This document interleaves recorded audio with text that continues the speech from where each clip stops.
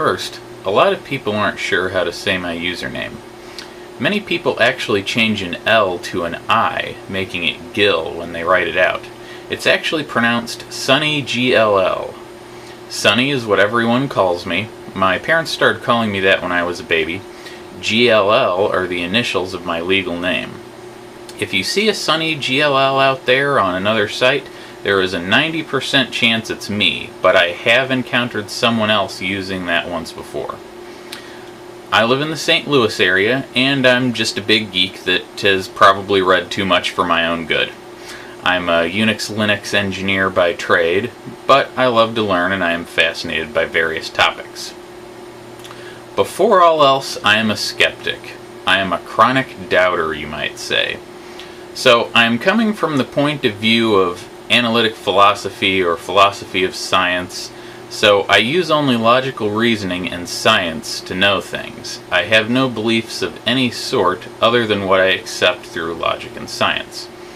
I could be considered both a rationalist and empiricist at the same time.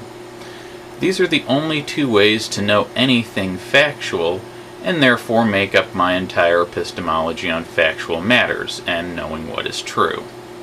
They are also inseparable. I find the logical reasoning versus empirical evidence debate to be a total waste of time.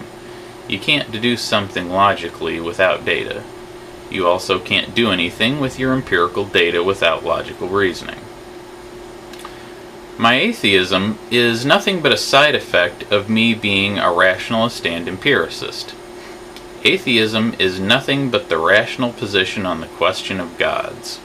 It is only one tiny little thing out of a huge array of things you can take a rational position on.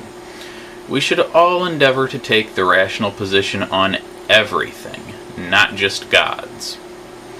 So, you name it, and I don't believe it. Unless, of course, I see some sort of evidence, or in the case of things I am unfamiliar with, I will simply say I don't know, and then do my usual skeptical inquiry. Being rational also led me to be politically liberal. Not to say every person on the left is rational, because they certainly aren't.